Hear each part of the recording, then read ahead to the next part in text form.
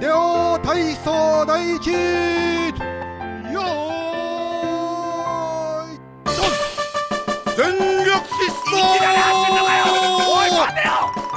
もっと早く私の勝ちだ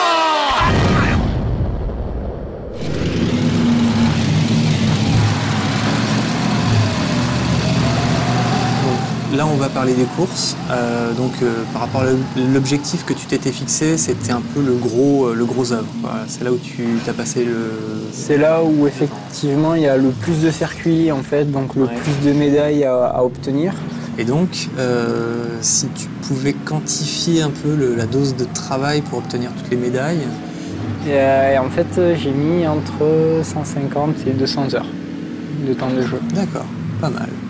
Pas mal, il faut s'acharner un peu quand même. Ouais. Et enfin bon, on spoil un peu, mais t'as pas que des médailles d'or, t'as aussi un classement chrono qui est pas mauvais. Alors il y a un classement chrono en fait pour préparer Superplay, ce que j'avais pas du tout fait avant puisque c'était pas du tout mon objectif. J'ai essayé d'enregistrer un temps officiel sur tous les circuits qu'on va voir en fait. En payant des coppers, et tout comme ça. Voilà, en payant des coppers, la monnaie virtuelle du jeu, pour pouvoir enregistrer mes temps officiels pour avoir un point de comparaison. Voilà, pour une référence en fait. Donc on donnera à chaque fois ta position par rapport au monde. Voilà, mais oui, on peut donner donc le classement officiel en fait. Ça correspondra pas forcément au temps. À ton meilleur chrono. À mon meilleur chrono en fait, au replay qu'on va voir, puisque là les replays qu'on va voir pour les runs, ça sera à chaque fois mes meilleurs chronos. Donc je vais à chaque fois préciser le temps que je fais en entraînement et le temps qui a été enregistré en officiel avec le classement mondial et le classement français. Donc en gros, selon les environnements, selon les types de voitures, tu peux faire des choses assez variées.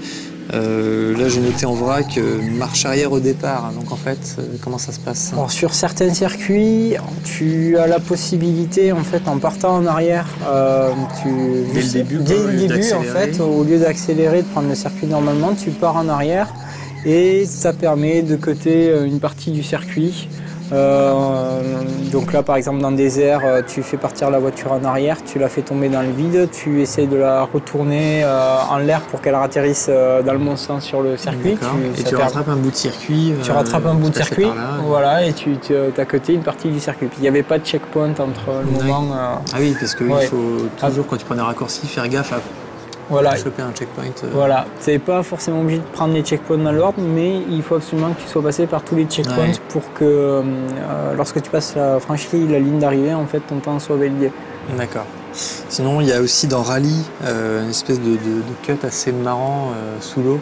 Oui, alors ce qu'il faut savoir dans le rallye, c'est bizarre, mais c'est très rigolo. Lorsque l'on fait passer la voiture sous l'eau, en fait, elle va plus vite que sur terre. Voilà. La voiture roule plus vite sous l'eau que sur terre. C'est assez rigolo ça, donc pareil, c'est assez sauvage, mais ça marche. En termes de hors-piste, tu as aussi dans Snow, je pense à un circuit sur lequel en fait, tu vas passer au milieu des arbres pour sauter. Tu traverses la forêt. Donc ça par contre c'est hyper aléatoire. C'est vraiment, on le réussit une fois sur 20 ou une fois sur 50. Là. Parce qu'il y a vraiment beaucoup d'arbres et le moindre choc te fout tout ton run en l'air. Sinon donc moi celui qui m'impressionne le plus c'est celui au respawn. Parce que du coup là tu te sers du bouton respawn. Oui. Alors comment ça se passe en fait? Tu vas essayer de cutter une partie du circuit en faisant décoller la voiture à un endroit où c'est pas prévu. Tu atterris à un autre endroit, donc là par exemple dans Snow, il y a un circuit où tu passes un checkpoint, tu passes juste le checkpoint, tu passes entre les deux barres du checkpoint, tu tombes en bas, tu vises le checkpoint qui est en bas, le suivant, tu appuies sur le bouton respawn au moment de passer le checkpoint. Et paf, tu repars dans le bon sens vers la ligne d'arrivée. Là, tu as coté une partie du circuit. C'est utile quand tu vas passer un checkpoint à l'envers et que tu es à pleine vitesse pour repartir très vite dans le bon sens, exactement. C'est ça. Alors donc là on voit que je vais essayer de passer à la corde le plus possible. Donc là on voit tout mis en pratique, c'est-à-dire la corde, pas dépasser, t'atterris dans la pente Voilà, descendante. je passe sur le bas-côté. Ouais. L'important vraiment c'est de ne pas déraper en fait. Ah ouais. Tu vois, je vais chercher les bords du bas-côté pour que la voiture dérape pas. Ouais. C'est vraiment le plus important, c'est le maître mot, ça quel que soit l'environnement, et notamment dans Islande, Ouais. où on perd énormément de vitesse si la voiture dérape. Et donc, tu te situes où par rapport au monde sur cette course? Alors sur cette course, je suis 41e mondial et 13e français. D'accord. Et on comptabilise le nombre total de joueurs pour qu'on ait un petit ordre d'idée. Alors je connais pas le nombre de joueurs ayant officialisé longtemps en fait sur la course. Je Ouais. connais par contre le nombre de joueurs global pour cette campagne. D'accord. Donc, Donc il y a Star Trek. c'est Star Trek, ouais. Ouais, il y a plus de 65 000 joueurs sur cette campagne à l'heure actuelle. 41e sur 65 000, c'est pas mal. Ouais, Ouais, C'est- effectivement. à mon début. Ouais, carrément, carrément. Donc là, on passe en difficulté bleue. Ouais, donc on monte un cran. En termes de difficulté, ça reste quand même assez accessible, hein, bien que ce circuit est particulièrement compliqué parce qu'il faut enchaîner les virages assez rapidement sans déraper. Il y a plein de petits obstacles au sol qu'il faut absolument Ouais. éviter. Qui te font décoller en fait. Ouais, Et, qu'il faudrait décoller la voiture. Et donc là, c'est vraiment le plus important, c'est de pas de déraper, Ouais. de prendre les virages à la vitesse le plus rapidement possible, sans déraper pas trop vite non plus, parce qu'il faut ratterrir avant. Avant le pont, ouais. Ouais. Ça, c'était millimétré aussi, ouais. Exactement. Et on voit en fait quand la voiture est prête à déraper, il y a un peu de fumée qui s'échappe de la roue arrière. Ouais, On est tenté en fait de laisser appuyer sur l'accélérateur ouais pour aller à la vite, fin ouais. du circuit pour aller le plus vite possible, mais il faut absolument garder en présence d'esprit de relâcher suffisamment l'accélérateur pour que la voiture atterrisse en dessous Ouais. de la ligne d'arrivée. Tout le checkpoint, ouais, parce Ouais. qu'on est obligé de passer sous l'arche Ouais, pour valider l'arrivée, le Ouais. checkpoint, ces choses-là. Ouais. exactement. Donc là, on va encore monter d'un cran dans la difficulté. Mhm. Donc on passe au rouge. Ouais. On va voir 2 courses cette fois-ci. Ouais, la première sur rallye. Donc en fait au départ, ce qui est important c'est de ne pas toucher l'herbe pour pas Ouais. que la voiture ralentisse. Ensuite sur l'herbe, là il faut essayer de rester le plus droit possible, Ouais. tourner le moins possible pour perdre le moins de temps possible. Tu vois. Là, j'essaye de coller au bord du circuit sans toucher l'herbe encore une fois. Ensuite il y a un enchaînement de virages où il faut pas taper le mur, tourner. Ouais, c'est super serré. Ouais. Et enfin, l'arrivée. Ouais, c'est de l'entraînement, de la pratique. Le plus important, c'est effectivement d'arriver à passer les virages en dérapant le moins possible. Donc la deuxième rouge, c'est Star Snow D5. Star Snow D5, oui. Donc la campagne Star Trek, Donc la plus récente. la plus récente, exactement. Il se passe des choses un peu dingues avec la caméra. Non Donc ça va assez vite, effectivement. Il y a pas mal d'accélérateurs. Ouais. Hop. Des pièges. Voilà, là c'est le passage le plus important du jeu où il y a une épingle à cheveux en fait. Ouais, où tu t'es passé un peu au-dessus du vide. Voilà, j'ai réussi à orienter. Voilà, il y a un petit cut là. Du raccourci, ouais. Hop, là il faut pas aller trop vite pour pas taper le haut. Ici, prendre l'accélérateur. Encore un accélérateur. Là, par contre, il y avait. Ouais. Alors le problème, voilà, et là encore on finit avec un accélérateur. En fait, le souci là, c'est qu'on passe quand même pas mal de temps avec la voiture en l'air. Ouais. Et lorsque la voiture est en l'air, je peux plus vraiment imprimer une direction à la voiture. Ouais. Donc il faut absolument que j'ai la bonne Prépare tes orientation. sauts, Voilà, ouais. que je prépare mes sauts, que j'ai la bonne orientation pour pas taper le mur. Ouais, d'accord. Et donc on va terminer avec la difficulté noire. Donc ça c'est vraiment les courses les plus tendues du jeu. Ouais, c'est les courses les plus compliquées. Ouais. Donc alors ce que je propose c'est de commencer par Star Island E. Ouais. Donc justement là où on va voir un exemple de raccourci avec Respawn. Là on commence, on prend 2 boosters à gauche, Ouais. un jaune, un rouge. Là, à chaque fois, j'essaye de passer le plus à ras possible, donc on voit que ça passe vraiment très à ras. Là, on a un exemple de clipping dans le jeu, encore un autre exemple de clipping. Oui, effectivement, le décor arrive au fur et à mesure. C'est un peu handicapant, je pense que c'est lié à ma configuration graphique en fait, où j'ai laissé les détails au maximum dans le jeu. C'est un truc que personne ne fait. Pour les superplays, je pense pas, non. En général, les joueurs privilégient le framerate en baissant la conf. Mais moi, bon, je fais ça par habitude en fait. J'ai commencé à jouer avec ce niveau de détail et donc du coup, je suis resté comme ça. D'accord. Et puis au départ, mon but n'était pas vraiment de faire le meilleur temps possible sur chaque circuit, c'était plus d'obtenir les médailles. D'accord. Mais c'est vrai que c'est assez handicapant parce que sur certains circuits, comme on a pu voir là, il y a du clipping. Sur d'autres circuits, je perds des frames, il y a des ralentissements. Parfois, il y a des saccades. On va la regarder de nouveau parce qu'il y a quand même plein de choses à dire sur cette course. Ouais. Alors là, le premier passage, on passe à ras, il faut essayer de monter le moins possible la voiture. Ouais. Donc là, c'est quand même bien optimisé, voilà. Un peu tout le temps. Sur ce passage-là, en fait, il faut faire en sorte que la voiture ne décolle pas du sol. Encore une fois, c'est facile de décoller. Même si là, le sol est dans l'autre sens. C'est le plafond, ouais. C'est assez facile de décoller si on fait trop monter la voiture. D'accord. Il faut trouver vraiment la bonne solution pour la faire monter assez parce que quand elle va redescendre, elle va prendre de la vitesse. Ouais. Et par contre, si on la fait trop monter, elle va décoller du sol. D'accord. Et quand elle sera en l'air, on va perdre de la vitesse. D'accord.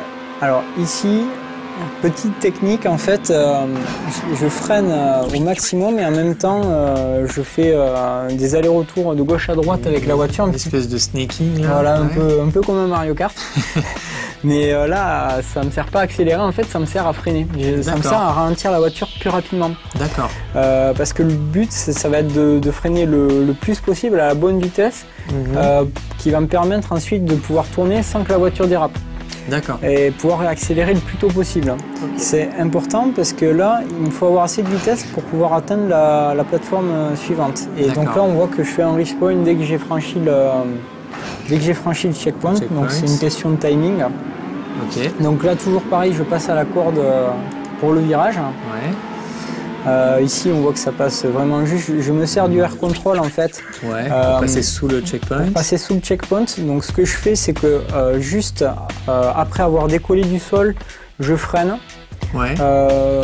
Et puis tout de suite après, je réaccélère et je maintiens appuyé. C'est une question de timing. C'est au feeling en fait. C'est du feeling. Ça va me permettre de perdre le moins de temps possible. Tandis que si je freinais, j'accélérais, je freine, j'accélère, je perds beaucoup plus de temps. Okay. Je freine juste un coup et puis après je laisse appuyer à fond sur l'accélérateur. Donc ici encore une fois ça passe assez juste. Sur le côté en hauteur. Là il faut essayer de tourner le moins possible. À cet endroit-là je oriente la voiture dans la direction du booster. Ça va me permettre de prendre de la vitesse et j'essaye de faire sauter la voiture par-dessus l'accélérateur parce qu'il est inversé en fait. Ouais, d'accord. Si je passais dessus, ça me ferait perdre du temps. D'accord. Et une nouvelle fois, je respawn et là aussi c'est une question de timing. Ça m'est arrivé à cet endroit-là d'être à cet endroit-là, d'avoir plusieurs dixièmes d'avance sur le record du monde et de respawner juste un peu trop tôt et te retrouver à l'arrière du circuit. Voilà, et de perdre le run en fait. D'accord. Obligé de recommencer. Allez, boule. Et donc là, je vais chercher enfin la première porte, celle qui est la plus à gauche. Ouais, celle qui paraît la plus proche en fait. Voilà, en termes de distance, ouais. D'accord. Et donc ça doit être costaud déjà. Alors ça, effectivement, donc en officiel, je suis 3e mondial et 1er français sur ce circuit. Bravo. Merci. Et en fait, il faut savoir, c'est que le replay qu'on a vu là, c'est meilleur que le record du monde en officiel. Ah d'accord. C'est juste que il n'a pas été. Celui-là, t'avais pas de copper pour. Voilà, j'avais plus assez de copper, donc j'ai pas pu l'enregistrer en officiel. Mais enfin, c'est pas très grave. Donc on vient de voir un record du monde potentiel. Un record du monde potentiel, non officiel, non homologué en fait. Voilà. Quand même, c'est beau. Bravo. merci. Donc on passe à Star Desert E. Suivant, ouais, Star Desert E. Donc là, premier passage, une très grosse descente avec une très grosse prise de vitesse. Donc là, ça passe tout juste. Ouais. Là, le premier virage est vraiment horrible parce que la voiture décolle très très facilement. Il faut avoir la bonne vitesse pour pas que la voiture décolle et pouvoir prendre les virages. Et elle a l'air incontrôlable. La voiture est assez... En fait, on prend les virages sur 2 roues. Ouais. Et on est toujours à la limite soit du dérapage, soit que la voiture se retourne presque. Ouais. Ouais, ça a l'air assez désagréable en fait. C'est pas... Il y a des joueurs qui... c'est leur environnement préféré. Moi, c'est pas le cas en fait. D'accord. Donc on voit à chaque fois, là, c'est important quand on prend les virages sur 2 roues de ne pas déraper. Donc là c'est le cas aussi ici. Ici il faut bien gérer la vitesse. Là j'essaye de passer le plus à la corde possible pour pas rester trop sur cette surface parce qu'on perd du temps en fait. Ouais. Là il faut passer entre les deux. Entre les plots. Entre les plots. Exactement. Et on finit en fait par un petit roue libre. Donc là tu es en roue libre. Là je suis en roue libre, j'ai plus d'accélérateur jusqu'au prochain checkpoint. Et un petit cut jusqu'à l'arrivée. Ok, alors suivant Star Bay. Donc là on commence par un petit tremplin où là on essaye d'orienter la voiture pour pas avoir à tourner après. Pour regarder les roues droites, là c'est pareil. En fait je tourne pas du tout, je garde les roues droites. Ouais. Quand on tourne on perd du temps. D'accord. Donc j'oriente la voiture au départ. Là ici important je suis à fond sur l'accélérateur, ça se voit, pas déraper et puis arriver à passer ensuite.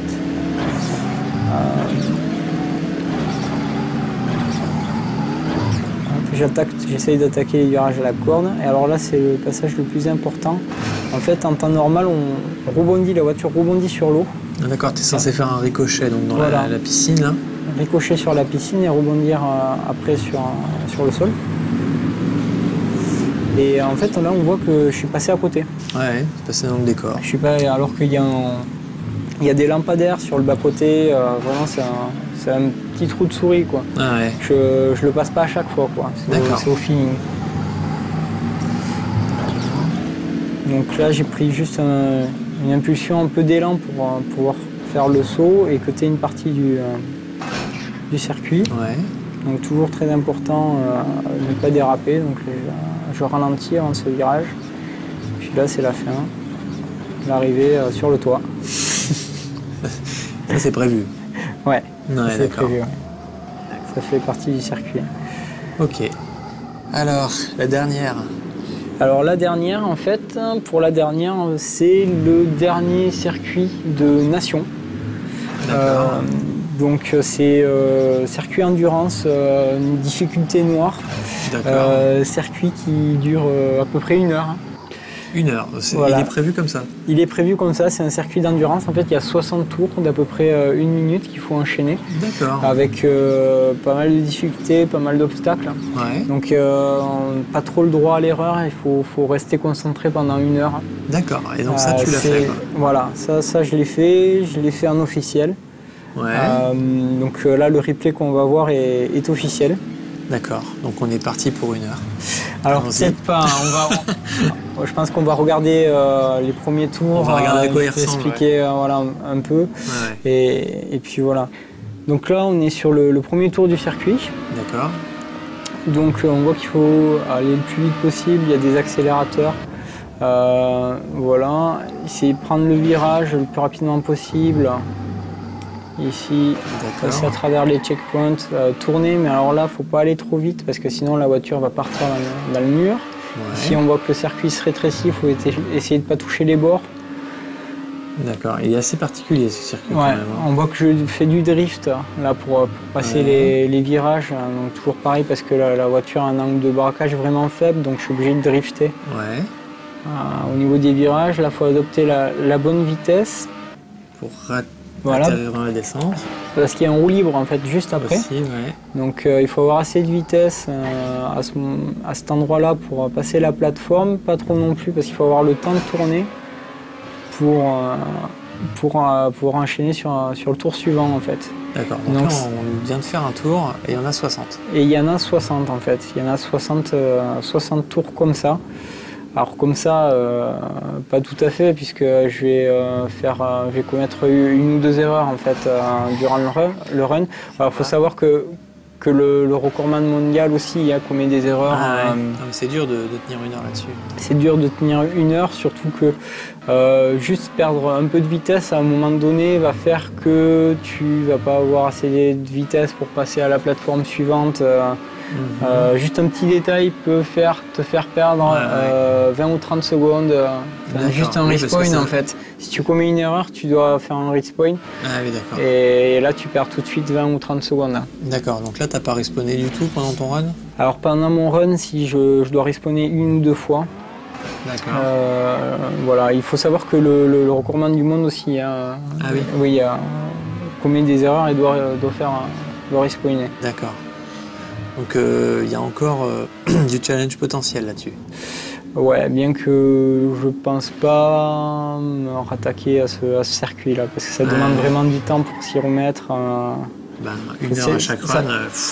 Ouais, et puis tu vois, une trop grosse erreur et le run est fini. Tu dois recommencer, tu fais l'erreur à 50 minutes, tu as perdu. Tu dois recommencer dès le début. Je vois tout à fait le truc. Ouais. En fait, c'est un replay qui est assez vieux. C'est un replay que j'ai dû faire il y a plus d'un an et demi. Et j'ai pas trop retouché depuis sur ce circuit. D'accord. Et donc là, tu as réalisé à peu près les objectifs que tu t'étais fixé sur Trackmania? Oui, puisque en fait, je m'étais fixé comme objectif de gagner toutes les médailles, que ce soit les médailles hauteur, médailles d'or. Ouais. Donc ce qui est le cas en tout cas pour stunt, plateforme et course. Après, il reste puzzle. Le mode puzzle que j'ai pas eu le temps encore d'attaquer trop sérieusement. C'est pour ça qu'on l'a pas vu. Voilà, exactement. Et que peut-être que je pense je ferai en attendant la sortie de Trackmania 2. Ah, c'est annoncé? Ça a été annoncé normalement pour le 4e trimestre de l'année 2010. Donc à l'heure où on tourne bientôt. Voilà, à l'heure où on tourne, ça devrait sortir dans quelques mois. Bravo en tout cas. Merci bravo beaucoup. Pour ton courage, ta persévérance. 2 ans sur un jeu, c'est pas rien. Alors pas 2 ans au total, mais ouais. Ouais, quasiment. Ouais. Par période. Ouais, voilà, par période, mais t'y es retourné, c'est beau. C'est vrai que j'ai passé plusieurs mois, on va dire. Ah ouais, d'accord. Et donc, rendez-vous dans Trackmania 2? Mais peut-être, qui sait. Qui sait. Ouais, écoute, tu seras le bienvenu. C'est gentil, merci. À bientôt. Ok, à bientôt.